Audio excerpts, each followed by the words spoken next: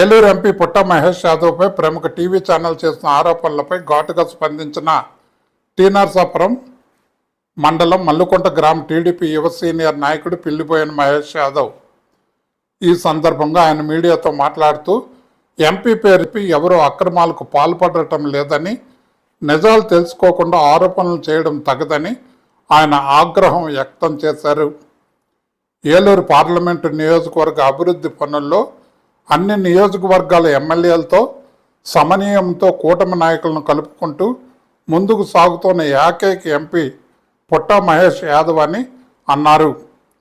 Palm oil రైతులకు గిట్టుబాటు ధర కల్పించడం, 2,000 మందికి పైగా నిరుద్యోగులకు ఉద్యోగ అవకాశాలు కల్పించడం, ఇదంతా మీడియాకు కనిపించడం లేదా అని ఆయన సూటిగా ప్రశ్నించారు. కొల్లేరు సమస్య పరిష్కారానికి ఇప్పటి వరకు ఎవరూ చేయని విధంగా కోర్టులో కేసులు వేసి ముందుకు వెళ్తున్నారని, ఎన్నికల్లో ఇచ్చిన హామీ ప్రకారం ఏలూరులోనే నివాసం ఏర్పరచుకొని ప్రజల సమస్యలు వింటున్నారని గుర్తు చేశారు.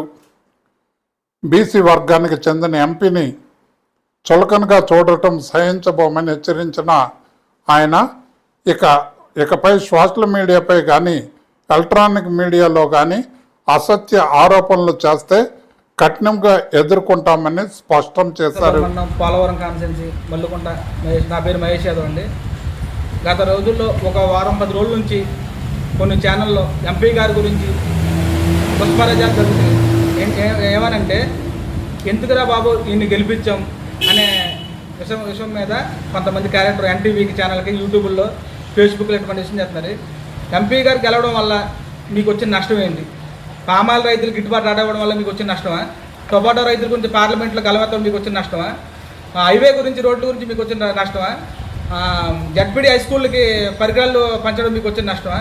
ఇంకెందువల్ల మీకు వచ్చిన నష్టం? పేదలకి అనేక ఇబ్బందుల్లో 24 అవర్స్ ఆఫీసులో ఆయన స్టాఫ్ కానీ ఆయన కానీ పార్లమెంట్ సమావేశాలు ఇవాటి 4 రోజుల నుంచి సొంత పనులు వదిలేసుకుని ఢిల్లీలో పార్లమెంట్లో గలమెత్తుప్పి రాత్రి స్టిల్ 2 రోజుల క్రితం కూడా భద్రాచలం రైల్వే ఎప్పుడో నుంచి పెండింగ్ ఉన్న విషయాన్ని వితిన్ సెకండ్ ఆయన పట్టుకుంటే రైల్వే విషయం కూడా పని కూడా సక్సెస్ చేసి ఆయన మళ్ళీ రాత్రి చెప్పడం జరిగింది. ఆయన గెలవడం మీకు ఎంతో ఇబ్బంది. ఆయన పేరు చెప్పి దందా చేస్తా అంటారు కదా, ఎవరు దందా చేసే విషయం? ఎవరు ఎక్కడ దందా చేశారు?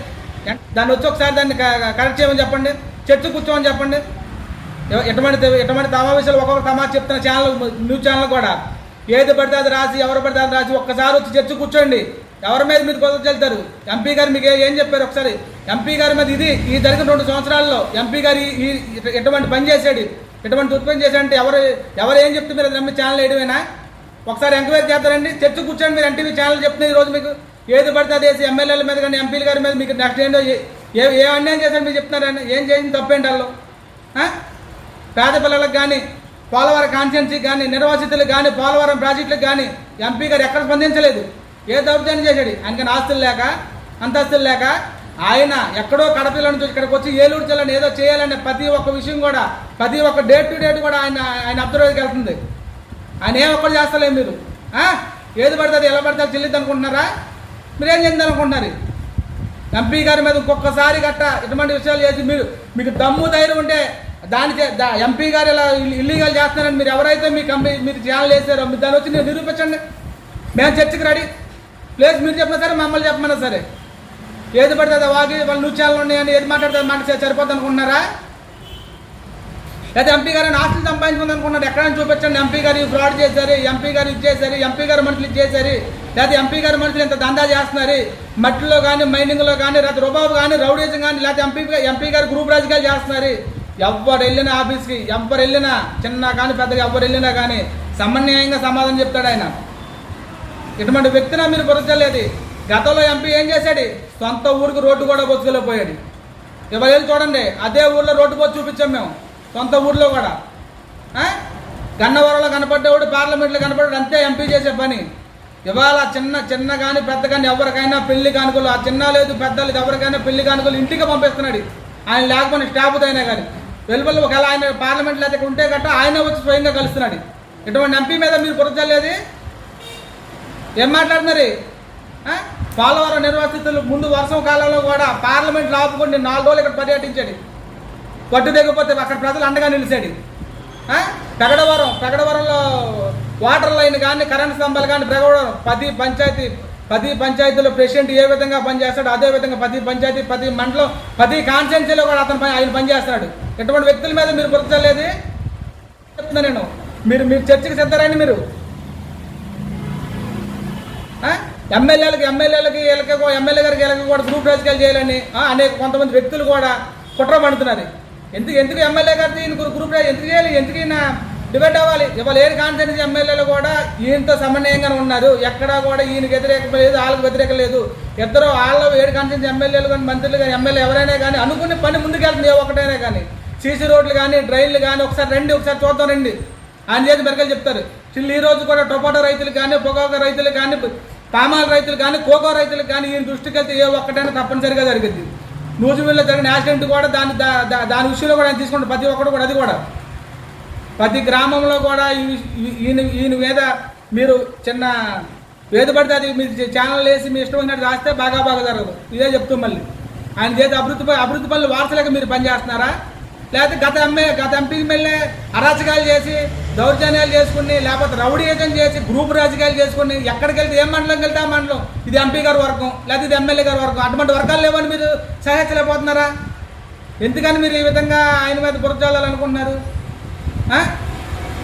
మీ ఇష్టాసారంగా రాసి మీ ఇష్ట పేపర్ ఉంది కానీ లేకపోతే మీడియా ఛానల్ ఉందా మీడియా ముందుకు వచ్చి ఏది ప్రతి అది వాగితే తప్పదారు ఆయన ఊరుకోవచ్చు. ఆయన కింద ఉన్న మేము ఎవరం కూడా ఊరుకోం. అంటే బీసీలు అంటే మీకు అంత లోకం ఉందా? బీసీ ఎంపీ అని మీకు లోకం ఉందా? మీకు బీసీలు అంటే బీసీల మీద మీరు ఏది పడితే చల్లుతండి.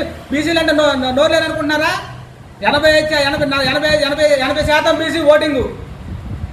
బీసీలు మేము ముందుకు వస్తాం మీకు నచ్చతం లేదా? అంటే ఒక బీసీ ఎంపీ అని మీరు ఇవాళ ఈ రకంగా పొరుచుతున్నారా? ఎక్కడ ఏ ఇల్లీగల్ చేశారు రుజుపెట్టండి. వచ్చి ఎక్కడొచ్చి అవ్వాలి మీరు ఎక్కడ ఏది రుజుపెట్టండి.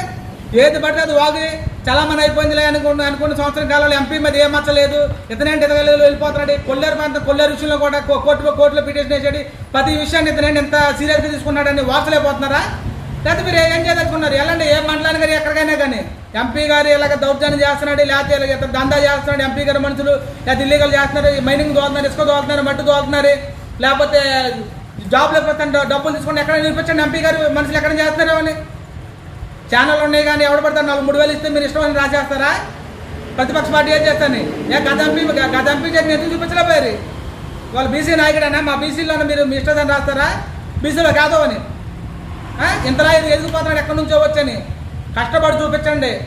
మీరు ఎదరు నడవండి. ఇలా చేసి ఎంపీని ఎప్పుడు జీవితంలో చూడలేదు మీరు. ఎక్కడి నుంచి వచ్చి ఒక ఆస్తి కానీ ఆస్తి సంపాదించిన అవసరంలా ఇతనికే పోడు కంపెనీలో ఇతనే పోడు అంత ఆస్తిపరుడు లచ్చరే బదులు ఇతనే అద్దెల్లో తిరిగి పార్లమెంట్ అవసరం లేని 4 రోజుల నుంచి వాళ్ళకి పార్లమెంట్లో కలుపుతున్నాడు. నెల నుంచి మీ ఇష్టాన్ని రాసేసి ఏది రాసేసి పడితే సరిపోద్ది అనుకుంటున్నారు. ఒకవేళ కొల్లేరు సమస్య ఇప్పటి వరకు అది తీసుకెళ్ళి సముద్రం లేడు. కొల్లేరు కోర్టు లేదు. దాన్ని కొల్లేరు సమస్య రాబోయే రోజులు తీరుతాడు. హైవే రోడ్లు కానీ సిమెంట్ రోడ్లు కానీ ఏ ఒక్కటి మీ పని ఉంటే మీరు వెళ్ళండి ఒకసారి ఎంక్వైరీ చేసుకోండి. ఎంపీ కానీ ఎక్కడ పడితే అక్కడ ఏది పడితే అది మాట్లాడొద్దు మళ్ళీ గట్ట